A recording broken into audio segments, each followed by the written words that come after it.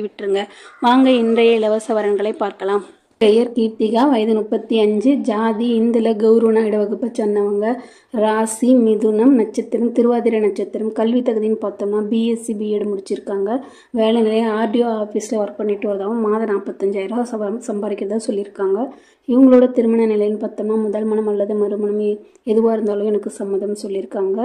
இவங்களுக்கு ஏற்கனவே திருமணம் ஆகி இவங்களுக்கும் இவங்களோட மாமியாருக்கு இடையில சின்ன சின்ன பிரச்சனை வந்துட்டே இருந்ததாகவும் இவங்களோட கணவர்கிட்ட சொல்லியுமே எதுவுமே கண்டுக்காதனால விவாகரத்து வாங்கிட்டு வந்ததா சொல்லியிருக்காங்க. இப்போ அவங்க தனிமையில் தான் வசிச்சுட்டு வரதா சொல்லியிருக்காங்க. அவங்க அப்பா அம்மாவும் இல்லை, அவங்களுக்கு கூட பிறந்தவங்களும் திருமணம் ஆகி அவங்க ஃபேமிலியோடு செட்டில் ஆகிட்டாங்க. அதனால இவங்க தனிமையில் தான் வசிச்சுட்டு வரேன்னு சொல்லியிருக்காங்க. இவங்களோட முகவரின்னு பார்த்தோம்னா சென்னை.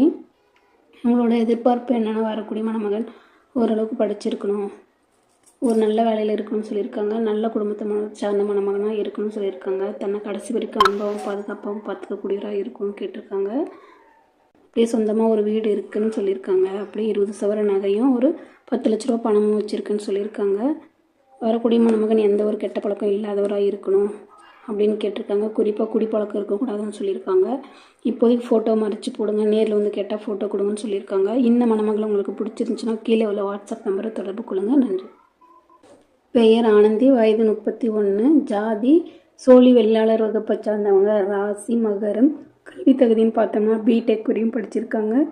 வேலை நிலை ஃபோட்டோகிராஃபராக இருக்கிறதாவும் மாதம் ஒரு 25,000 வரையும் வருமானம் வரதா சொல்லியிருக்காங்க. இவங்க சொந்தமாக ஸ்டுடியோ வச்சு ரன் பண்ணிட்டு வரதா சொல்லியிருக்காங்க. திருமண நிலைன்னு பார்த்தோம்னா முதல் மனம் அல்லது மறுமணம் எதுவாக இருந்தாலும் எனக்கு சம்மதம் சொல்லியிருக்காங்க.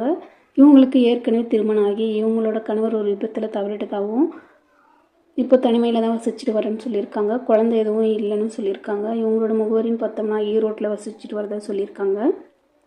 இவங்க கூட பிறந்தவங்க பார்த்தோம்னா ஒரே ஒரு அக்கா தான். அவங்களும் திருமணம் ஆகி அவங்க ஃபேமிலியோட செட்டில் ஆகிட்டாங்க. இவங்க அப்பா அம்மா கூட இருக்கிறதாவும் அவங்களுக்கு வயசாகிட்டே போகிறதுனால பொண்ணுக்கு ஒரு துணை வேணுன்றதுக்காக திருமணம் பண்ணுறதா சொல்லியிருக்காங்க.